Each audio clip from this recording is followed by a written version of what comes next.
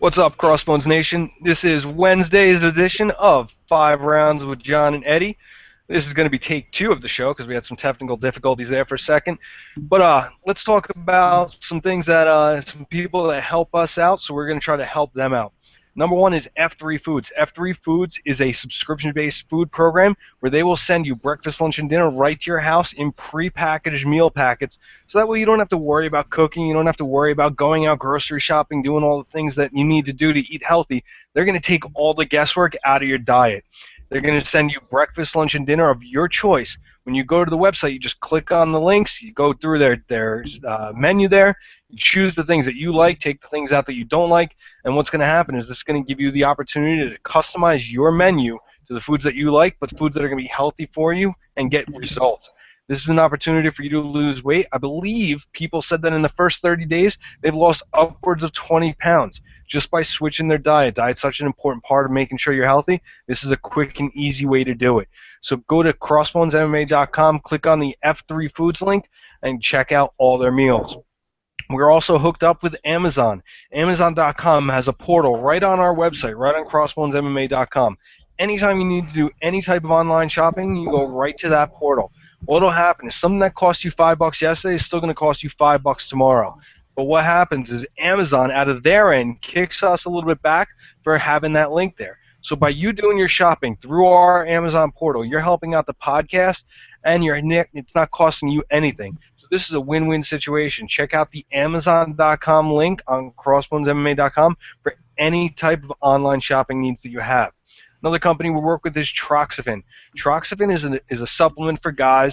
It's a free testosterone booster. It helps build lean muscle, helps reduce body fat, and gives you energy. But if you go to Troxafen.com, you can find supplements that not only for guys, but for everybody, women and everybody included. Gone there, it's going to all be geared towards helping you lose body fat, increase lean muscle, and improve your energy. So go to Troxafen.com through the store and affiliates page on CrossBonesMMA.com, and they'll hook you up with anything that you need. But we're going to be talking UFC 184. We're going to talk about Ronda Rousey and a possible beef building with Christine Justino. Tough Latin America coaches Efren Escudero and Kelvin Gastelum have been announced. Burt Watson steps away after 14 years. We're going to talk about why this is such an important thing for Burt, for the UFC and for the fighters. And Anderson Silva has said that he admitted that he's used PEDs to help heal his leg, and he's willing to redo the Nick Diaz fight. Do we want to see that? But without any further delay, let's get the rest of the guys in here.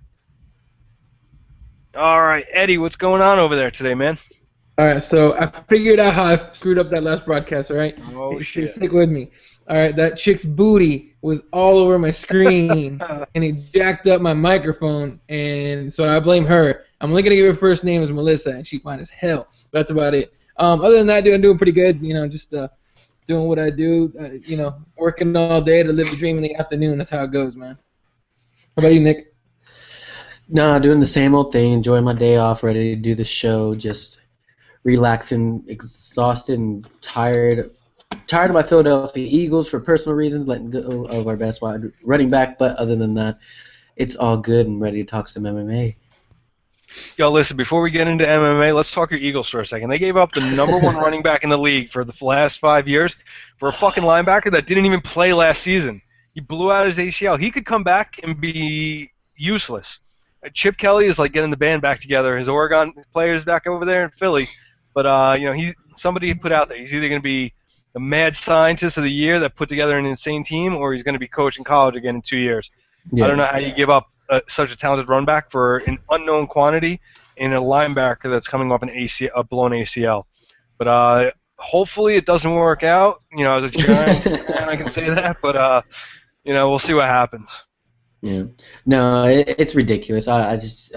I read that yesterday. I think you sent me the link first. Hell yeah. I saw that. I was like, I totally got mad. to shit on him for this one.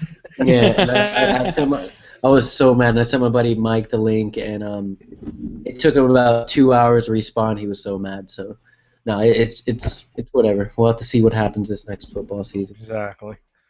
No, that's the fun part of from the NFL, dude. Is you either any coach, and it can happen to any coach. You're either a mad scientist, just like John was saying, or you're gonna set back a franchise at least 10 years. And this is one of those moves that could set back that franchise for a long time. But I will say this: if they stick to the Chip Kelly system that he's used the last couple of years, I mean, he won the division in his first year. Last year they couldn't do anything because they didn't have a quarterback. They had, Marcus Sanchez, butt fumble.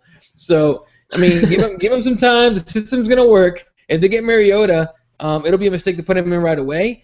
But groom him for a year or two, and you guys will have a contender. And I'll say in about 2-3 years, especially because there's a lot of good running backs in the draft this year. Yeah. Whatever. I hate it. So you don't buy jerseys, my friend. You don't buy them when they're $100. You take the cheap way out from China. Well, that's exactly what I did. I bought my Deshaun Jackson one from China. My LaShawn McCoy I actually bought off the website. But, I have no more jerseys. All I have is this Darren Sproles shirt that I bought from Philly when I went to visit. So there you go. Don't throw it out, though. He could be back in a year, and then, the jersey's good again. Look at all the people that didn't burn the LeBron James jersey, and they were good to go. I think his number changed. I don't know. I don't follow basketball. But what I do follow is MMA, and last weekend I was following UFC 184 from the Staples Center in Los Angeles. And, man, did we see some ridiculous dominance when it came to the main event, or did we see a major fuck-up from the challenger? We'll get to that in a second. But, Eddie, I'll throw it over to you, talking about the results of the card. We started off, we had some pretty good prelims. We had a pretty decent card. And when we got to the main card, the pay-per-view portion, I think we saw some good things. We had some really horrible reffing, which I'm sure we'll touch on. But, Eddie, take it away. All right, man. So going from starting from the UFC Fight Pass prelims, and actually while I'm talking, I'm trying to pull up the card.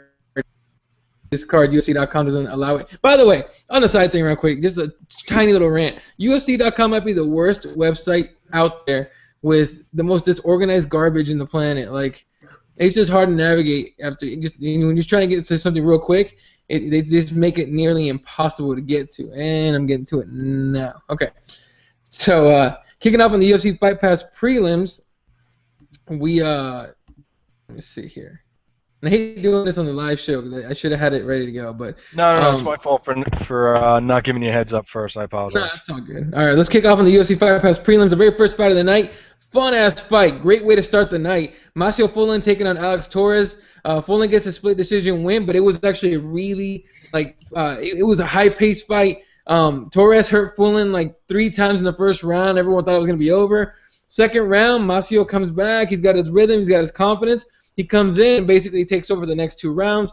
Fullen wins the split decision. I think he should have been unanimous for Fullen, but W's a W like everyone says. So he gets the win, and Torres goes back to the drawing board. After that, James Cross takes on Balmir Lazaro, and I'm disappointed in James Cross. That dude, he kind of came in with a bit of fanfare, something that was deserved when he first came in. But his biggest win in the past, I don't know, against Jamie Varner, and the only reason he got that is because Varner broke his ankle during the fight. So he broke his ankle and whatever. So I'm disappointed in James Cross. Lazaro, I was kind of disappointed in him too for the fact that he is an Aldo guy. He trains with Renan Barão. He trains at W now. So I expected way better striking from him. We didn't get it. And he ended up going with the split decision win right there, and that was it for the Fight Pass prelims. Then in the first Fox Sports 1 prelims of the what was it? I'm totally tongue-tied now. All right, on the Fox Sports 1 prelims, the very first fight, Derek Lewis knocks out Juan Potts via TKO in the second round. This is one of those where the ref was not the refs, but the corners were bad. And you chime in on this as soon as I give out the result or what happened. Juan Potts was not trying to come out for the second round. After the first round, he told his corners, "I'm done." Everybody heard him say, "I'm done." Somehow his corners let him go out there and get his ass kicked for another minute and a half. At some point, I understand that as a fighter, look, you have to trust your corners, but at some point your corners have to watch your back too. That fight should have stopped after the first round after he said he's done. So I don't know if you guys noticed that. John, did you see that, and what'd you think about that? No, I actually didn't realize that on the broadcast. If that's true, that's horrible. That's a guy should not have to question his corner. His corner should always be listening to him. If he tells them, "I can't do it, I'm done," that's their job, is to turn around and say, "All right, fight's over. Throw the towel in. He's done. Wave it off." This is the exact thing, and I'm blanking on the guy's name, but this is the exact case that happened for the Rufus sport fighter, the kid who died. He should have been done. And they kept, boosting him up. All right, get out there. Give me another round. This is when bad things happen. Is when these guys, they don't have a corner that listens to them. So that's a little sloppy, and that's really disappointing to hear that if that's what happened. Yeah, I mean, that's what it was. And Nick, did you hear that part of it, that when he said I was done, or I'm done? Yeah, I did actually. That's like one of the 2 Fight Pass prelims that I got to watch. I'm a Derek Lewis fan. He's just up the road from me in Houston. I really do like him, but he was dominating Potts the whole fight. And when Potts was in the corner, he was like, "No, I'm done. And the corner should have said, "Okay, you're done." Threw in the towel, told the ref. Even if the ref heard that he's done, the ref should have ended the fight too.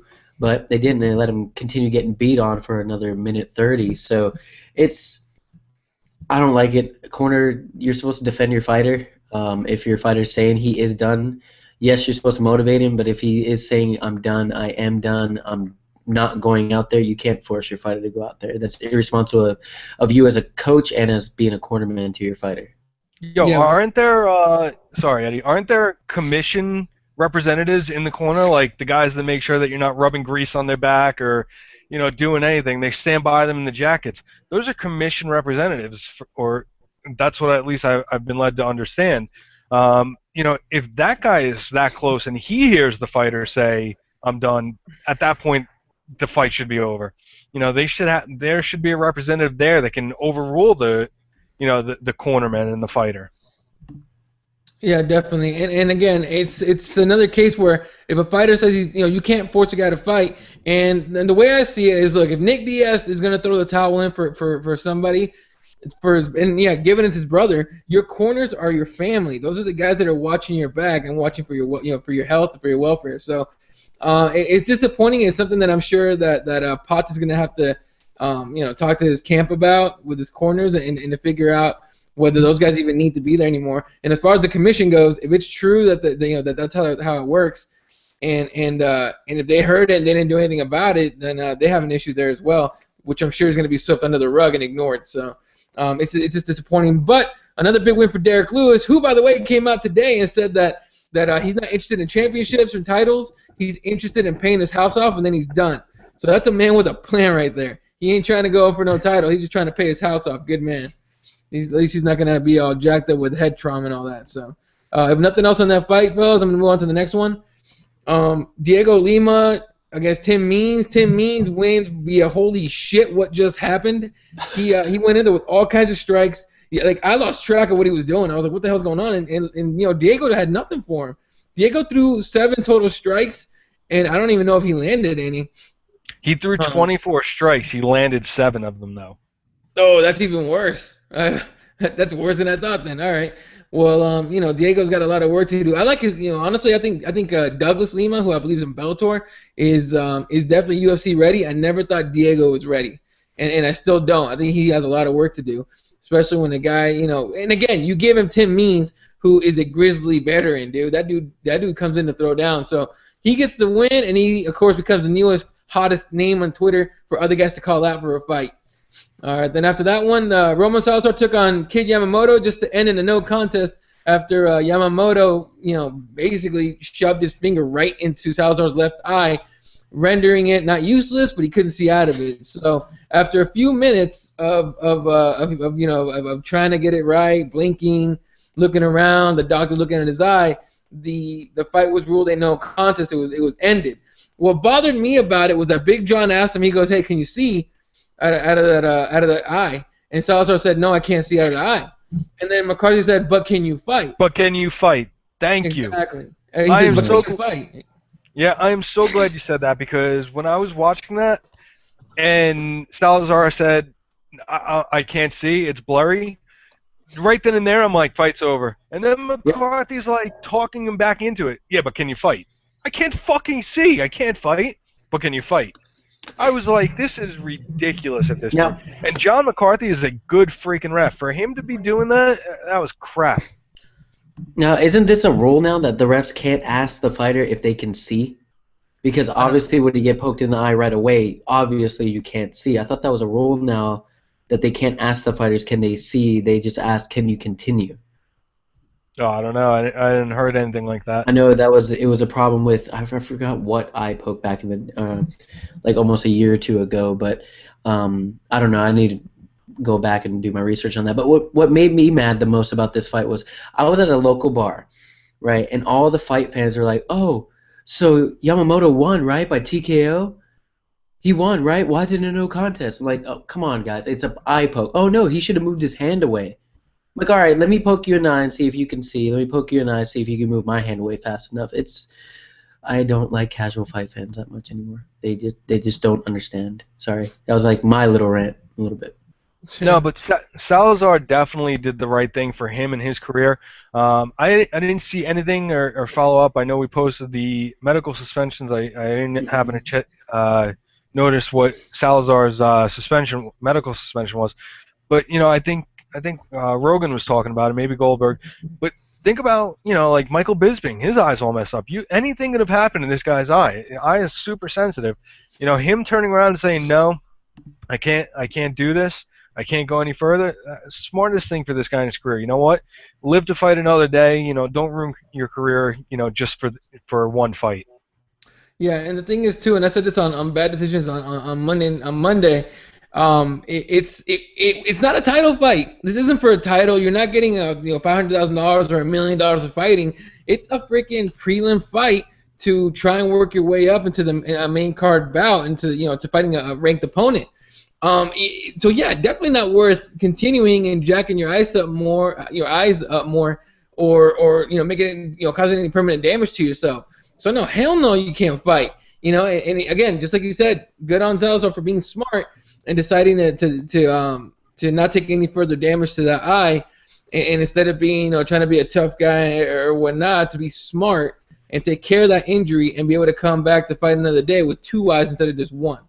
So good for him. And again, this is one of those where I was like another in my opinion another ref incident, maybe not screw up or incident, and it was only the first one of the night.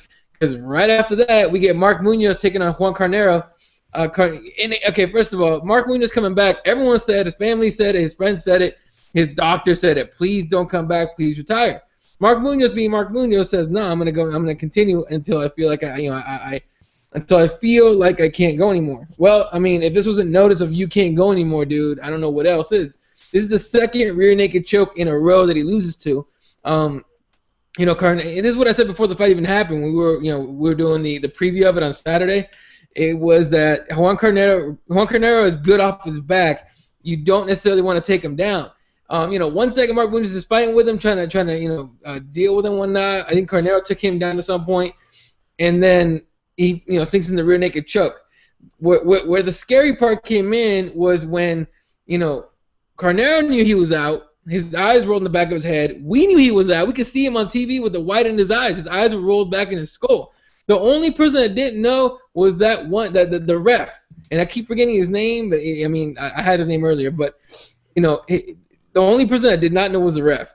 And it ended up being several seconds before Carnero lets go of the choke, looks over. He had to actually look at Munoz's face, be like, yeah, he's out, dude. And then finally the ref called it. So that right there is it's inexcusable from a ref. I don't know how you guys feel about it, John. When you saw that, what'd you think? Yeah, it was sickening because I think even right after that fight, they threw it to Brian Stan and Misha Tate, and DC was up there. And they said it wasn't Brian Stan, I'm sorry, it was Kenny Florian. And they said from their distance they knew he was out. What's scary and what's frightening is Carnero let go of the choke, and that is when the ref stepped in and realized that he was out. Carnero said he's out and actually loosened his grip and let go of the choke, and that's when the ref steps in and waves it off. This ref had no fucking business doing this fight or any of the fights tonight because he was the same one a little bit later on. He was just a disaster, and you know what? Refs like this are. Listen, I get these guys got to learn. They got to come up. They got to. But you know what? When you're in charge of two fighters' health and safety, you can't be fucking around like that. That was horrible, horrible. Yeah, and the ref's name is Jaron Vallel, and here's what I think: if you're a ref and you have, especially like he later on we'll talk about, and actually in a few seconds we'll talk about his next screw up of the night. When you have incidents, I believe you should be, as a ref, you should be held accountable. You should get suspended for a little while and have to take some kind of course, some kind of refresher, something, so you can know what you did wrong and so you can improve to do better next time. But as far as I know, they don't really get held to any kind of standard unless it's done behind the behind the scenes. Nick, did you see this and what'd you think of it? Yeah, I saw it. It's ridiculous. I don't like. What was his name again? Because he shouldn't ref any other UFC fight or any MMA fight in this because of this. Because he was choked by rear naked choke. The ref looked at Mark Munoz's face. His eyes were rolled back, and he stared at Mark Munoz and was like, "Are you okay?" No, fool. He's not okay. First of all, he's passed out, and if his opponent is loosening his grip, saying he's out, obviously he's been out for long. That's a referee that should not be back into the UFC or reffing any MMA fight, or he should take another refresher course or have to test for his license again, because that was ridiculous. And then we're going to touch on the second story where he messed up again later on this pay-per-view, or this card, I should say. Yeah. So that was your headliner for Fox Sports 1. And again, Mark Munoz, man, it's hard to say that he should come back. I hope he doesn't get cut. I hope he walks away on his own terms, on his own, saying I'm done. But it's not looking good for the Filipino wrecking machine. All right, kicking off the pay-per-view in the main card, Tony Ferguson against Gleison Tibau. I mean, was anybody else besides obviously the main event? Was anybody else more impressive than Tony Ferguson? I mean, the guy just finds a way to win, and it's not even that he was in trouble. He was never in trouble. But to get Gleison Tibau, and I believe it was a rear naked choke that he got on him too. This guy's just a killer. He looks really good. He's gonna, during the post-fight presser, he was talking about he's gonna work his way up the rankings to get to a title fight. That way, there's no question that he deserves to be the champion. Given that Tibau is, at the tail end of his career, he's had 1 million UFC fights. I don't know where he ranks as far as how many fights he's had, but regardless, Tony Ferguson looking really, really good, and I can definitely see him getting a top 10 fight, maybe even top 5 fight in the very near future. And obviously he throws his name in there for in that big mountain of names for people to go for the title. After that, we got Alan Joban taking on Filthy Richard Walsh. And Joban, another guy that actually looked pretty impressive, landing that elbow to the side of the head that just ended Walsh's night real quick. Joban, one of those guys that also trains with Eddie Bravo and the 10th Planet. He also along with Tony Ferguson. And so I thought this fight was going to go to the ground, and he was going to end up using some kind of jiu-jitsu on him. But no, all it took was a nice elbow to the side of the head and ended Richard Walsh's night. Joban leaves with the W. After that, we get a fight that I kept saying before was one of those winner-go-home fights, and it definitely could have, the result could be just that. As Jake Ellenberger submits Josh Koscheck with the north-south choke. When Ellenberger, got that choke in, when Koscheck got in the choke, Koscheck tried to drop onto the ground to get out of it, and Ellenberger is so damn strong, it was in and it was locked. Here's where we had another ref screw up. Koscheck's face, he was foaming from the mouth like he was having, it was a rabid dog. It just looked bad. As a ref, you got to look at that and you got to decide whether, I believe you got to decide whether a guy is done and just being stubborn before instead of tapping out. Because Koscheck, he waited to literally the very last second before tapping out. So I don't know. I mean, John, when you saw that, what'd you think? The memes and the pictures that came out afterwards, obviously, make it look bad. But in that type of situation, he was still moving around. He was I don't want to say actively defending himself or intelligently defending himself, but he wasn't unconscious. He wasn't any of those things. Yeah, so I think you got to give them a little bit of leeway with that to fight out of it. We've seen guys get into really bad positions and just weather the storm and get out of it. But this is another one where at some point you might have to take the fighter's stubbornness and the fighter's competitive drive and take that into account. I think at a point where guys are drooling on themselves the way that Koscheck was, you really gotta take a second and really consider his health and safety. But he like I said, he was still being somewhat active. He was still moving around. He was still trying to do a couple things, and then finally he kind of just laid down and tapped and knew he was out. But this one I give a little bit of leeway to, but only by the thinnest of margins. Yeah, definitely, and I see your point. It's a very I don't know I don't know how to explain it, but it's just like a little. It's just hard for me to explain. I think as a ref, you should have looked at that and said, all right, this guy's done, and done something about it, especially how it looks so bad. And yeah, those memes are the internet can be mean as hell, man. They range from funny to downright pretty freaking gross. Yeah. Nick, what'd you think of this fight, dude?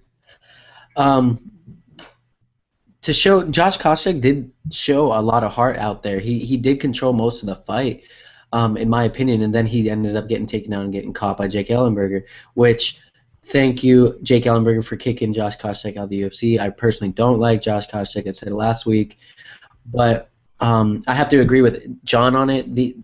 With the smallest of margin, I'm kind of on the referee side because he was fighting, he was trying to get out, and then he tapped, and then it was broken up.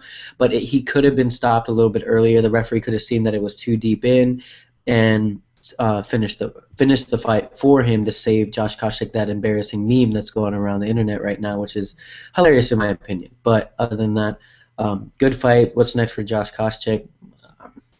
Hopefully retirement. I don't think he has it in the octagon anymore. Yeah, definitely. So that was that fight right there. After that, we got the co-main event, which it was, and this is a weird way to put it, it was refreshingly disappointing.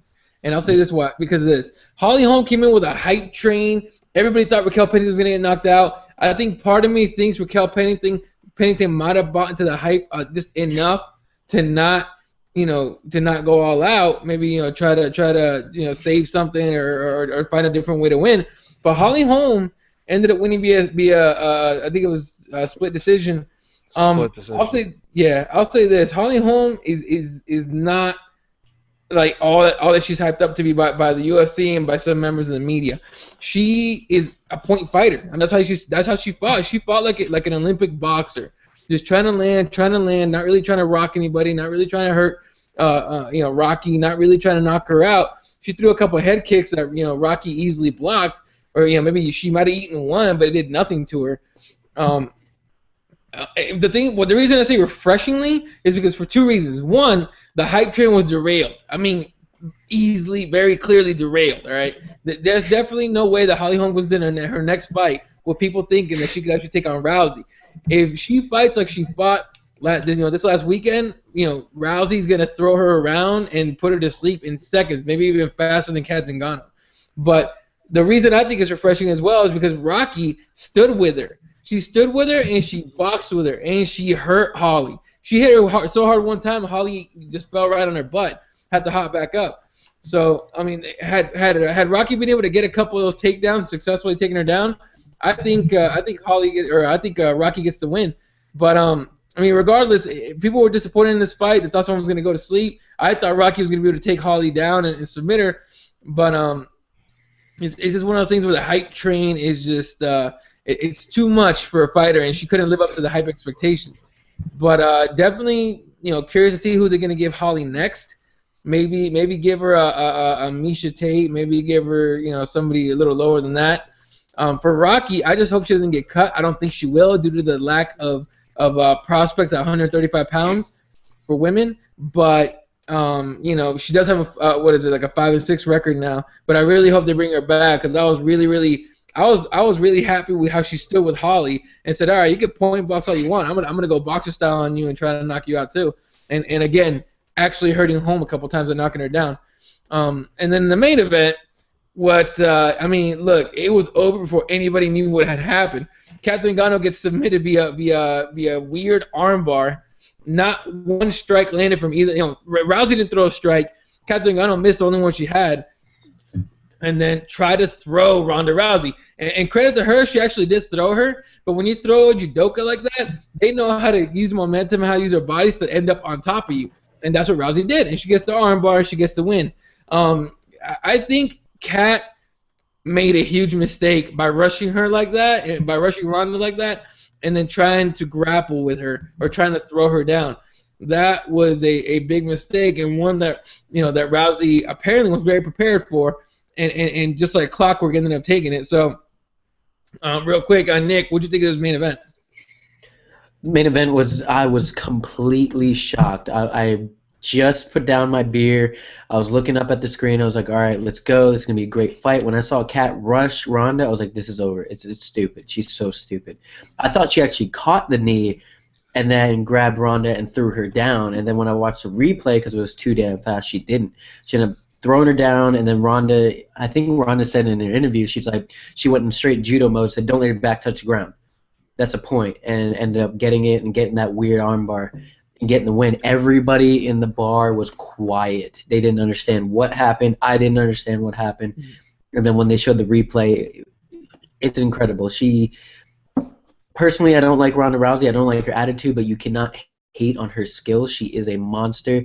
And I said it that night that Ronda Rousey has to be the best woman/MMA fighter in MMA history after that amazing performance against Kat Zingano. The person that was supposed to put her down was supposed to be stronger than her and be a better wrestler than her. And what did we see? We saw Kat Zingano get taken out quick. I think Kat Zingano should get a rematch. Not automatically give her one fight and let's see her get a rematch. So I know she knows she fucked up. She even said it. The whole post-fight interview, she was sitting there saying, I fucked up. I want to do it again. Congratulations, Ronda Rousey, you won, but I want it again. I want to do this again. So hopefully we can see a rematch against these two, because I think just Kat Zingano fucked up.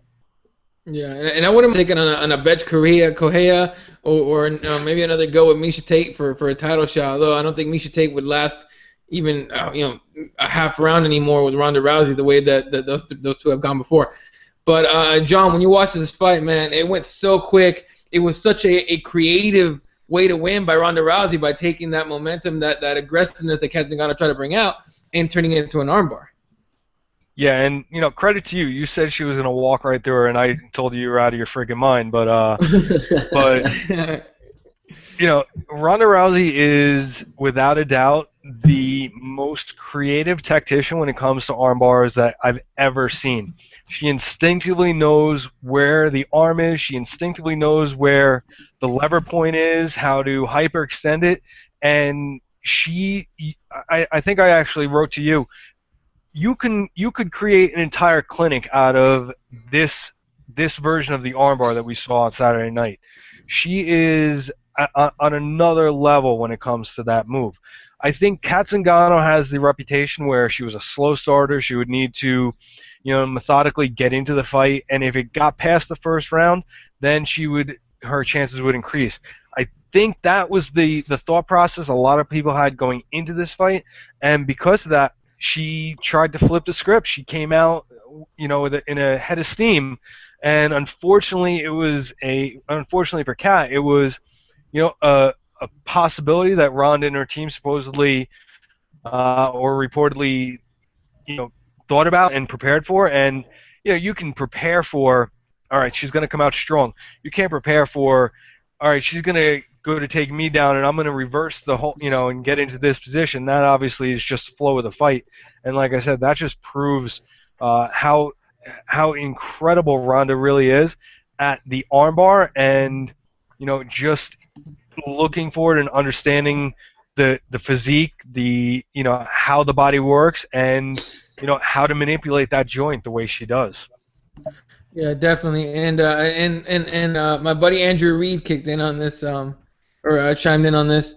He saying Ronda had her arm before they hit the floor. It was incredible. And again, just like Nick was saying, the one thing they teach you in judo is don't let your back hit the ground. And people want to say Ronda's emotional. I don't like when she's emotional, and I completely understand that. First of all, she's a woman. What the hell do you expect about emotion? Second of all, her dedication to her skills, incredible. All right, you watch any of those countdown videos, her focus on when she's doing the mitts, her focus when she's drilling things, when she's working on any part of her game, it's not just focused to do things right, it's focused to improve. And not only that, with the mindset of being better than anybody else at it. So, yeah, not surprised she had that arm before the thing, before the throw was even done. And you got to wonder who's next. Who are you going to bring in? Are you going to bring in Cyborg? She already announced that she wants to make that cut to 135. And then that's where we had a little bit of Twitter beef, and I'll let John take it from there. Yeah, and sorry, I was just checking something here, but yeah, I mean, Ronda is the top of the game here. She's. I really think that if she gets in the cage with Cyborg, I think that based on Cyborg's demolishing of Charmaine's tweet the night before, I don't think that Ronda can withstand that kind of onslaught and effective striking. And I said that to you, and I really think that. I think if they do put Cyborg and Ronda in a cage, I think if it's a stand-up fight, I think Cyborg takes it. I do. But I'll give Ronda props, man. If that fight ends up in any type of submission opportunity, Ronda is, otherworldly, quote unquote otherworldly. She does things that nobody can do and nobody does, and just comes out, looking like it's just another day in the park for me, man. Like, this is what I do, and in a fist fight, in a stand-up battle, I think Cyborg takes the fight. In an MMA fight, in a fight that submission attempts can happen, I think Ronda will take it. Yeah, and that's the thing is everyone's gonna start going, well, she needs to fight Cyborg. It's the only way. First of all, you want to fight the champ, you come to the champ. I don't give two shits about this whole catch weight or Ronda should move up. She wants to prove she's the best. She's already proven that she's the best. She's number one right now. All right, you want to take the number one spot, you come to the number one spot. She don't have to go to nobody else. But that was that right there is our recap of UFC 184. Yeah, absolutely. And with 184 down and in the books, let's talk about this whole thing with Ronda Rousey. And everybody wants to see the fight now with Cyborg. Cyborg came onto Twitter and put it out there, said, let's do this, let's make this happen. I'm coming down to 135. Do you need Dana and Lorenzo's phone number? I'll get it to you. And Ronda's mom came out and said, I've got a number for you, 135. As funny as that is, what do you guys think of Ronda's mom stepping up and getting involved in this? And it's funny because she actually, Nick, what was her? Cyborg actually replied to Ronda's mom. What was the reply that Cyborg sent? It was I just saw it a couple minutes ago. Let me pull it back up.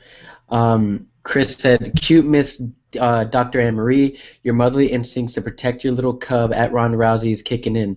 It's natural, but the lion is coming at UFC." And then Dr. Maria just tweeted yawn to Chris Cyborg. I think it's hilarious. I love it. I honestly do want to see this fight now. I don't think she's never going to make 135. Didn't she posted an Instagram picture of her weighing in at 170 pounds? There's no way you're going to cut down to 135. If you do, you're still going to get destroyed by the best woman fighter in the UFC history or in MMA history in that fact. And I kind of want to see Ronda's mom versus Cyborg now. Let's see that happen. Wasn't she a judoka back in the day kicking everyone's ass? I want to see Cyborg versus Miss Ronda Rousey or Miss Rousey. Yeah, I mean, look, and just like I said before, right when I think we were talking about this yesterday on Keyboard, and I said something about that on Bad Decisions.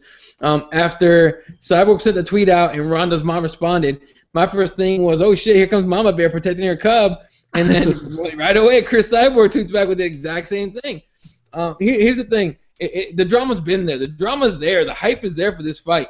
The question is, can Cyborg make 175? And she's coming out saying that she can. However, to cut from 175 to 135, you start having to ask the question of, is it worth the cut? Will she be the same fighter she is at 145 by cutting an extra 10 pounds? You start wondering about diminishing returns. Is she gonna feel good the night of the fight? Because I tell you what, Ronda Rousey, she takes every advantage possible, but she also capitalizes on weaknesses. If Cyborg comes in and she makes 135 somehow, she's in the cage, she's not 100% ready to fight, Ronda's gonna smell it and she's gonna take her out, and it's not gonna be an easy fight for Ronda should it go down. But it's not gonna be like we're gonna see Chris Cyborg come in and do be a Ronda killer by any means at all. So. Again, I'm with Nick. I don't think she makes 135. I think it's going to end up being too much for her. I think she's going to have another injury where she can't, make a 135 bout, and we're gonna forget this fight. And so basically, I don't think it's going to happen ever. But stranger stuff has happened, right? Oh, it has, and it's one of those things that if she makes the weight, and this is the picture here that we're talking about. But if you read it, it says 175 pounds after my Sunday breakfast. Diet coach so and so. Do I really have to? And I don't know what her Sunday breakfast was. Did she eat 15 pancakes? Like what? What did she eat? So that's that's one of the issues here. She could easily have put on, obviously she put on a lot of the weight back. Her fight was at 145. So between Friday night and Sunday morning, she gained back 30 pounds. Now, we all know a lot of that is water weight. If she uses a company like F3 Foods, or one of those other companies, good dietitian, and drops the weight healthily. I don't even know if that's a real word, but healthily. But if she drops down to, let's say, 165 as her body's changing and becomes a normal static weight, she could make that cut to 135. It's at this point, with the obvious steroid use that she had, how much of her muscular has changed where physically she can't make the weight because she's got too much muscle mass. That's going to be the question. But she made 145. 10 pounds is a lot. We'll see what happens, but she says that she's on her way to doing it. She says she's going to do it. If one thing I've learned over my life, man, if a woman's determined to do something, chances are they're going to do it. So we'll see how that all works out. I think it's going to be super exciting. But we've also got her headlining a fight in July for Invicta. And is it my understanding, am I correct, that that's the fight she's going to make her 135 debut at that Invicta event in July? I believe that's what it is. I believe that she's going to prove she can make 135. And I believe in maybe less than a few weeks we're going to get the whole injury thing that she can't make weight. But that's the idea. Is that she proves in Invicta that she can make 135. Once she does that, then we're fully go for a Ronda Rousey fight. But imagine if somehow she does make 135 and she wins that fight in Invicta and she gets into the UFC and they match her up with Ronda. Come weigh-in day, imagine if she comes in at like 136 pounds or 137 pounds. Like, not only will it be embarrassing, but everybody, including myself, is going to be jumping up and down going, I fucking told you. I told you, lady. Don't be, Look, that's going to be, that cut to 135 is not only going to be really hard, it's going to hurt her. All right, every weight cut takes a little bit out of you every single time you do it. That's why the ones that cut a lot of weight, they'll be able to get it done a couple times, Anthony Johnson. It'll get it done a couple times, and then they'll start failing over and over and over and over again. Same thing happened with Kelvin Gastelum. You know, he made that weight, you know, a few times over, and then he started failing, and then he made weight, and then he failed it, and he made weight. So it's just I don't know if she's gonna make it, you know, as far as the 135 goes. But Nick, look, dude, let's say she makes 135. Let's say that fight actually goes down with Ronda Rousey. Who would you pick between Cyborg and Ronda? Ronda Rousey, bottom line. Cyborg's not gonna. She'll land a punch or two, and then Ronda's gonna feel, oh wait, shit, she does punch hard, grab her, throw on the floor, and submit her ass. That's exactly what's gonna happen. That's Ronda's go-to. If she knows she's losing on the standing up, she's gonna take it straight to the ground and win the fight. I think if that fight happens, it's a very big if that fight happens. Ronda Rousey will win that fight. Yeah, that's exactly how I would feel about it, for sure. Now, let me ask you guys this, though. If she makes weight, she makes 135, proves she can do it, does the UFC put her right in against Ronda? Yep. Or you think so? You think it's an automatic first fight, championship fight? Absolutely. Yeah, I mean, what else? What other fight is there? You don't want to pull a freaking Manny Pacquiao, Floyd Mayweather, where you wait 5 years too damn late to make the fight. If she makes 135, she proves it. You make that big money fight. You want a headliner with women that's gonna make a crap load of money. That's the fight right there. Because nobody else has the hype that Chris Cyborg has, and no one else has proven that they're worth that kind of money other than Ronda Rousey. Yeah. Now, do you think they... Go ahead, Nick. Go ahead. No, well, that's why they were going to make the Ronda Rousey Gina Carano fight a title fight. They're going to try to make it a title fight to get as much money as they can for the women's division and for the UFC. It was a big women's draw, and if this Cyborg fight does happen, an automatic title shot. That's why I think Holly Holm had to prove herself in the UFC to even think about getting a title shot. That a lot of people didn't know who Holly Holm was, but a lot of people know who Chris Cyborg is, and I think that's why. Now, do you think one of the reasons they make that fight immediately is because they don't want to risk her not making weight in another fight? What do you mean? Sorry. If she makes the weight for Invicta and then the UFC brings her in, they make that fight with Ronda. Is part of their making that fight immediately, they don't want to risk her not making weight against, let's say, Holly Holm and blowing that chance? No way. No. The whole idea is to make money, and it's to get it done. So, and yeah, just I get what you're saying. The whole, you don't want to risk her not being able to make weight later on, or possibly losing any kind of fight. But Cyborg has proven that she's it's gonna be the unstoppable force against the immovable object, and it's gonna be someone's gonna have to win that. And yeah, I don't think you wait to make that fight. I don't think you wait to make that fight. Boxing promoters and Floyd Mayweather will disagree with me all day. But I don't think you wait. I don't think you hesitate at all to make that fight.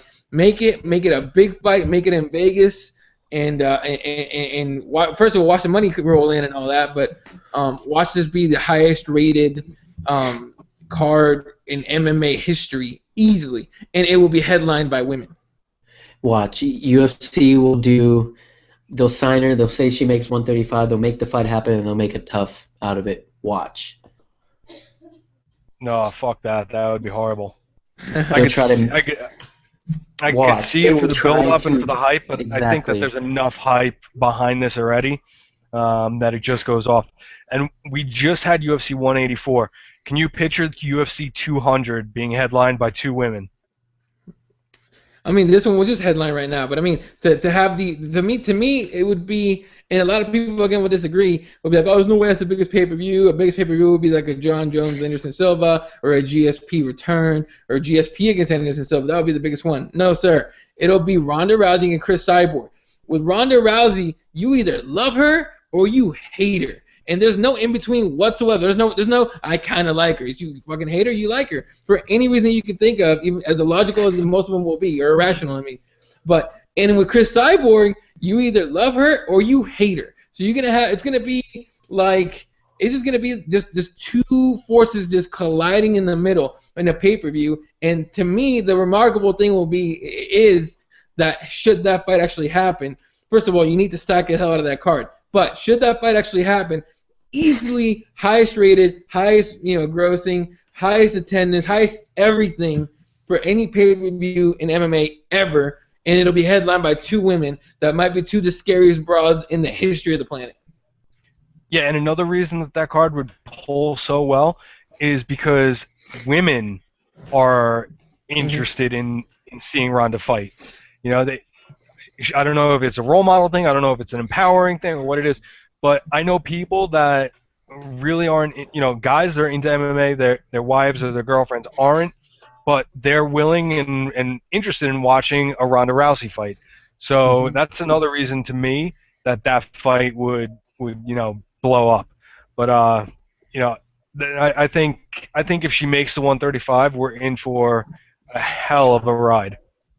Yeah, and the thing too is you know, I mean how to explain it?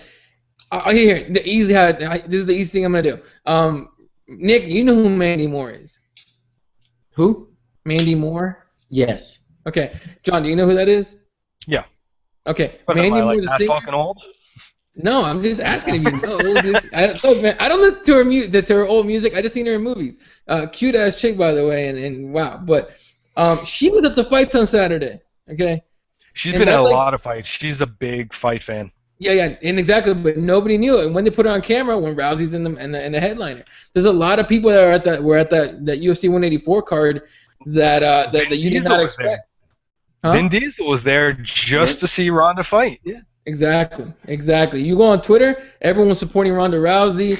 It was just you know, women are coming up, and so all those people that are still stuck in the freaking 50s, thinking that women don't belong in a sport that they choose to be in. Okay, because they think that women are still fragile and all that stuff. Please go take a punch from Ronda Rousey. Please go take a punch from Chris Cyborg. Please go take a punch from Charmaine Tweet and Kat Zingano. Hell, let Miesha Tate put you in a rear naked choke like she did in a video just a couple nights ago with this muscled out dude that said he could rip her arms off and he couldn't do it. Okay, please go do something like that and then go talk your garbage, because you know what? The world's gonna leave you behind, sir. Exactly. No, and having my girlfriend likes UFC, she's iffy on it. She likes her certain people, but she loves the women's fights. She likes watching Ronda Rousey, and she doesn't like watching Ronda Rousey because she likes her. She likes watching her because she wants to see her lose, but she respects the hell out of her because she's a beast. So it does bring the casual fans, and it brings all the, like you said, all these celebrities. Everybody knows Ronda Rousey. Everyone wants to watch Ronda Rousey. These small bars in my town that are usually empty that I go to watch the fight were stupid packed, and I had to wait an hour and a half to get a table. Ronda Rousey's a big draw. If that fight does happen, it's going to be ridiculous. Yeah, Ronda Rousey is a big draw. Everybody knows who she is. But who's not a big draw and who nobody knows who they are a lot of the fighters that compete on The Ultimate Fighter. We know that this season coming up is going to be The Ultimate Fighter for the American version is American Top Team and the Black Zillions. But we have Tough Latin America happening, and Efren Escudero and Kelvin Gastelum have been tapped as the coaches for this season. Now, I'll be honest with you, I typically don't watch it. I don't speak Spanish. It's really just painful sitting there reading the reading the subtitles. I'll watch the fights because that's really the most important part of the show to me anyway. But Eddie, what are your thoughts on these two guys and them coaching Tough Latin America? All right, so Tough Latin America, and look, even if you don't speak Spanish, I believe it's available with subtitles. So if you have UFC Fight Pass, definitely check it out, because that first season brought you Macio Fullen. It brought I can't remember his name, Benito, I forget his last name, but look, they have a lot of good fighters. Latin American fighters are some of the freaking most talented dudes, and they come in for war. So if you want to check out the second Tough Latin America, definitely worth it. Now, to grab Efrain Escudero, this is the right time to do it. He was on one of those. I mean, he's been cut from the UFC before, made his way back, and and just won a fight, pretty dominantly. So this is the perfect time to put Escudero into a role like that. Not to mention the fact that he can actually speak Spanish. Kelvin Gastelum, however, better be grabbing some Rosetta Stone to fucking sharpen his Spanish skills. I've heard him speak, not great. He's better than Gilbert Melendez. I'll give him that. But it's in Kelvin Gastelum, obviously the wrestling, the striking. Other than not being able to make weight and losing his last fight, he's a guy that has a lot of potential to possibly be a champion. People were talking about him, possibly fight for the title had he made weight and won the last fight. So, yeah, definitely, you have an up-and-comer in Kelvin, especially now that he's at 185. He's going to have to figure things out. And Efrain coming off a win, this is a good time to make that fight, make them coaches. I don't know if they're going to fight or not. But I thoroughly enjoy the Tough Latin Americas and the Tough Brazil seasons. So if you have patience to read subtitles and have UFC Fight Pass, I highly recommend watching at least the first season of Tough Latin America. And I'd be willing to say that this is going to be a season to watch as well. Yeah, I haven't watched the Tough Latin America one. I know Eddie has, and then I ended up watching all the fights on Fight Pass, and I really did like the fight. So I'm thinking I'm going to watch this season. The Tough Brazil I didn't watch, even though it was Chaelson and Vanderlei, because I somehow knew that fight wasn't going to happen. But I'm going to watch this one. I like the coaches, Efrain Escudero and Kelvin Gastelum. I like both fighters. I'm huge on Kelvin Gastelum right now. I think he could still be a contender. He could still fight for the belt eventually if he can learn how to cut weight and everything like that. I do like this season. I'm really excited for it, actually, and maybe, Eddie, finally I can learn a little bit of Spanish while watching this damn season. Listen, that's the way a lot of people learn English. They watch cartoons and they watch soap operas during the day. So you never know. That could be it. But it's definitely going to be interesting. It's definitely going to be an experience for these guys. But now here's another question I have for you, and it's one that I really question sometimes when it comes to the choice of the coaches for these seasons of The Ultimate Fighters. Just because a guy is a good fighter does not make him a good teacher, a good coach. What do you guys think about these two guys now being in the coach's role when they're still so young in their own careers that they might not have the real acumen, they might not have the real ring experience or cage experience to pass on to these guys that are really going to put them in the best position moving forward? You know what? I think that's when you got to tell those guys, first of all, you guys are going to be tough coaches, but you also have to assemble good coaching staffs, right? Melendez brought in Nate Diaz, brought in Jake Shields, and on the other side, Anthony Pettis brought everybody from Rufus Sport, including his brother, and I think Ben Askren was there at one point. And so you got to have those coaching staffs to be there. And so I'm confident that that's going to be what helps them out, helps them be coaches, be better coaches. But I totally understand what you're saying with the lack of experience and all that as far as coaching goes. And to be completely honest, I was looking at the UFC roster, and if you're looking for Spanish speakers that speak clearly, there's only a handful. And even Kane's Spanish is suspect. It's there, but it's suspect. The best Spanish I've heard is from the UFC is Fabricio Verdun. And he's Brazilian. He grew up with Portuguese. He learned Spanish, and it sounds like he's been speaking it his whole life. He's really, really good. He put a lot of work into it. So you need 2 Spanish speakers, and depending on who's available right now to take almost a year off to do filming and promo and all that, it ended up being these 2 guys. Yeah. No. Yeah, go ahead. No, it's all you. It's all you. Well, I kind of like that they're young because you have young up-and-coming fighters on this season, so they're going to be that role model to say, hey, I am your age, hey, I was able to do it, I went through tough. No, both of them been through tough, so I've been through it, I know what you guys have been through, this is how I did it. So they're going to be like that role model, not the crazy coaching staff, but I think they're going to be that good role model saying that I know what you're going through, all those faults when they get stressed out because they can't see family or can't talk to their loved ones. I think that's what they're going to be there for. They're going to be that mental support for the fighters. Yeah, and I get that, and I hope that that's a role that they take as like almost a big brother mentor type. But I really do hope, Eddie, what you were saying, they put together just great coaching staffs, because how often do we see on these seasons where Dana is set, or one of these guys says, this is the biggest opportunity of my life. I don't know about you guys, but I don't want to go into the biggest opportunity of my life with, a novice instructor hoping to guide me. If these guys lose and they get cut from the show early, chances are we're probably not going to see them for around ever.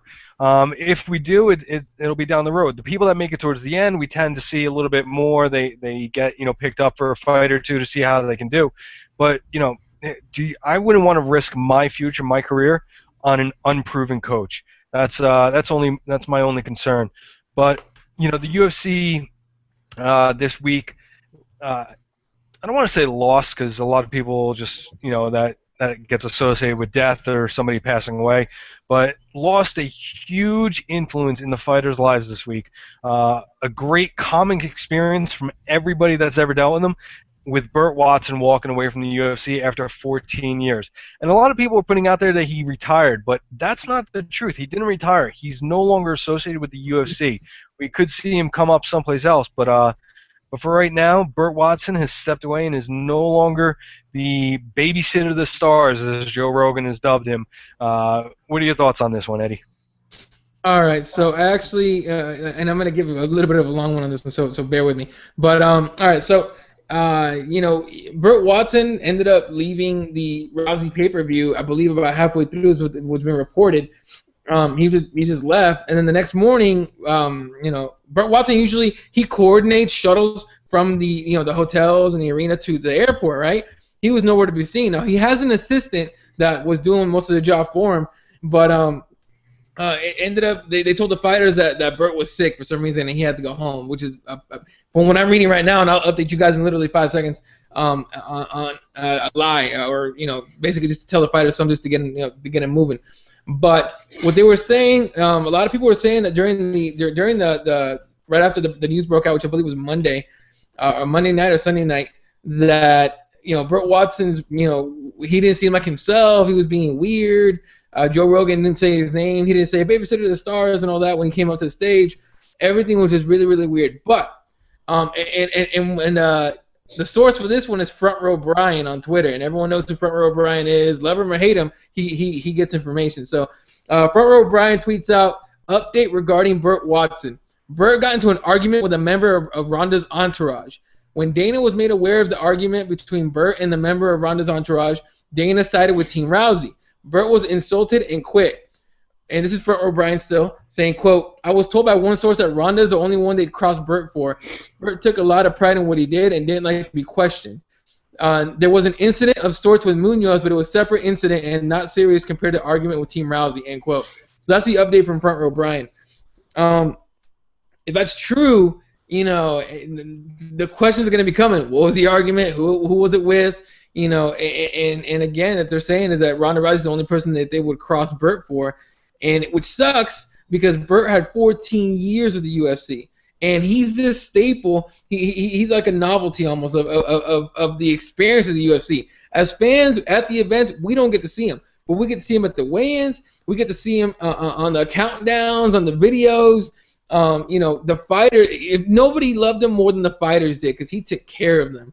The shuttles, the helping them out. During their weight cut, whatever procedures, I guess, helping them out with anything they needed. He took care of it all, and now he's gone. And I believe what I read a long time ago that he used to be Joe Frazier's business manager, but I'm not 100% sure on that. You have to look that up on your own. That's true. It's true? Okay. Yeah. So Burt Watson has a lot of history in the fight game. Is it over for him? Did he just, is he done? Does he have enough money to just kick back and chill the rest of his life? I'd like to think so. Or is he going to move on to something else? Who knows? But with this information out now, there was an argument. Now I'm going to want to know what the argument was and who it was with, and if it really was worth losing, a guy like Burt Watson. Yeah, well, it sucks to see Burt Watson go. Like you said, Eddie, he's that voice on the countdown. We get to see him on the embedded videos, at the weigh-ins and everything like that. At my event that I got to go see, the one in Austin, I ended up getting to see and hear him at the entrance ramp just a couple times.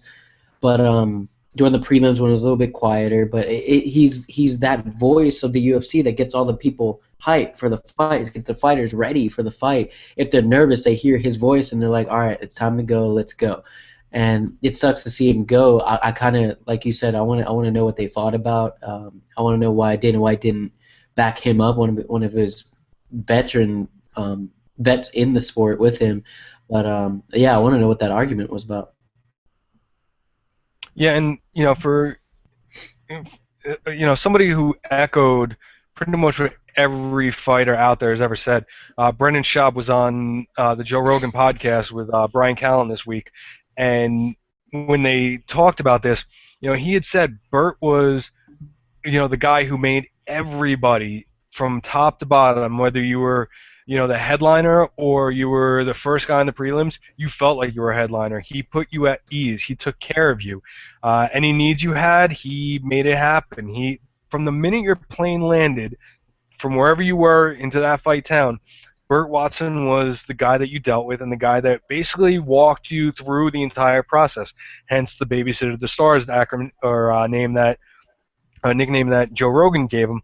But this is something that if you listen to that podcast, they talk about how he did everything. You can't put it down in a job description what he did, because over 14 years he evolved that position into one that was just complete and utter Burt Watson. Nobody else is going to be able to come in and just take that position over.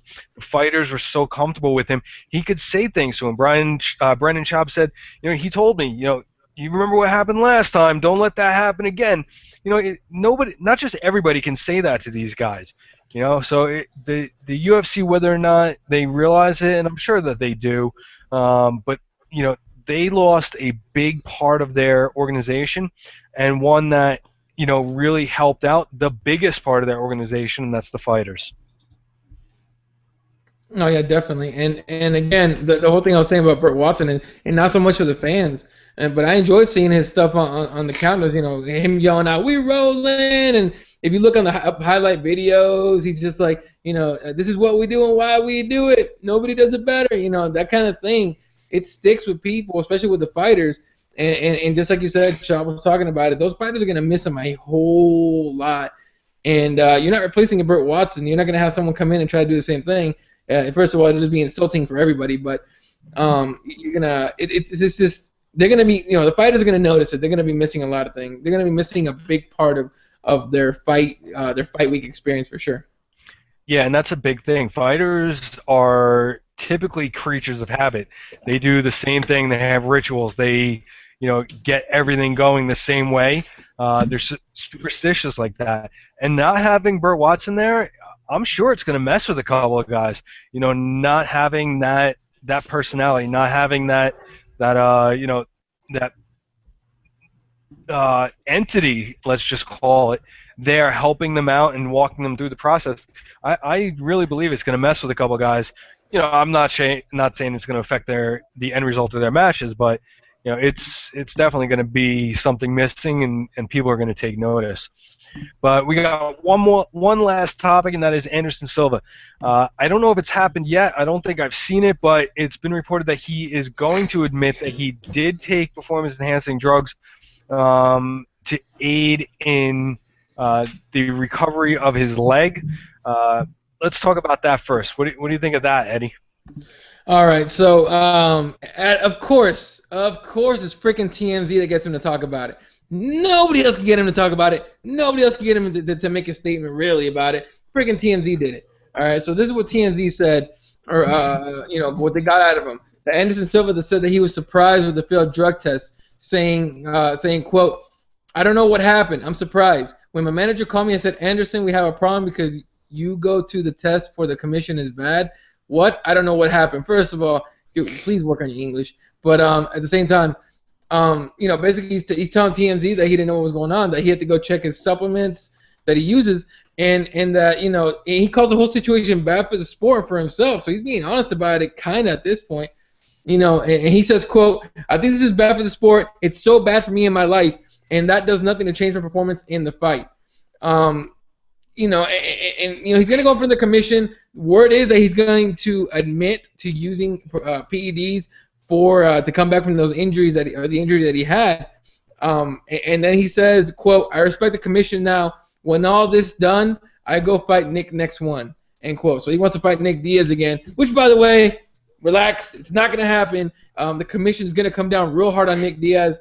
for testing positive and breaking every record ever for marijuana metabolites in his system. I mean, look, if there's a record of that, he massacred it easily. Okay, so that dude's about to get suspended for a long time. But Silva for sure is getting suspended, probably 9 months and a little bit of a fine here and there, here or whatever. But yeah, that Nick Diaz rematch is gonna have to wait at least a couple years, if not a lot longer. Yeah, no, and I read an article directly right after the Ronda Rousey fight this weekend, and saying that Anderson Silva is confessing to taking steroids to build the muscles back in his legs, which I'm just glad he confessed to it and didn't let it go all the way to the commission and then them find guilty and then everything like that, and then he still fights. As long as he confessed, I'm fine with that. That's better. It looks better on him, but yes, he'll be suspended 9 months, maybe a year, with some fines and everything like that. But I know Eddie when I read that article, Eddie told me he put me on suicide watch. So yeah, I did get drunk that night, but I wasn't on suicide watch, so it is perfectly fine. But no, it sucks. He'll be suspended. Will he fight Nick Diaz again? Probably not. I would like to see the fight again just to get that off his record, that no contest off his record, and probably off Nick Diaz's record too. Maybe Nick Diaz can pull up an upset again after fighting him, or if we're fighting him a second time, but we're probably not going to see it. No, and I really just wish he came out from the get-go and said, I was taking stuff to help in my leg. I clearly, it's like I said, it's always going to be a stain. Do I think he's going to fight Nick Diaz again? No, absolutely not. Do I want to see him fight Nick Diaz again? No. The first fight was good. It wasn't, spectacular in any, stretch of the imagination, but not one that I want to see them play back again. But we'll see what happens. He's going to have that hearing. He's going to be disciplined, and depending on the length of that discipline, it could 9 months. He could have a change of heart at that point and just be done. But we'll see what happens. We'll see how it goes. And that's like I said. When all is said and done with this, I just wish he came out from Jump Street and said, "Yeah, I took something from my leg. I messed up, but I was worried about it." So we'll see how it goes. Yeah, definitely. And I mean, greatest of all time still, I believe. And John Jones will take that title from him soon, but not yet. So you hope the greatest of all time can also be one of the most honest of all time and just admit what he did and pay his dues and hopefully come back for at least one more fight so he doesn't go out and so history doesn't say, he took PEDs and his last fight was a no contest fight against Nick Diaz. Hopefully he can come back, win one more, and go out on top. Yeah. Definitely the best scenario for him and for us as the fans. But that's going to wrap up 5 Rounds with John and Eddie. This is episode 46, presented as always by CrossBones MMA Radio. You can follow me on Twitter at MMAJohnG. You can follow Eddie at Elaw31. Nick is at NickXMicro, and the station is at CrossBones MMA. We have 2 writers for the website, at CBMMA_Don, and Jesse is at SPWAT1983. The exciting thing is you can find CrossBones MMA Radio on iTunes and Stitcher simply by looking up CrossBones MMA Radio. Remember to go to the store and affiliates page for Troxafin, Amazon, and F3 Foods. Hit the website for all the latest news and updates, as well as all the banners for those sponsors. And for John, for Eddie, for Nick, for CrossBones, don't just have a great day, make it one. See you later.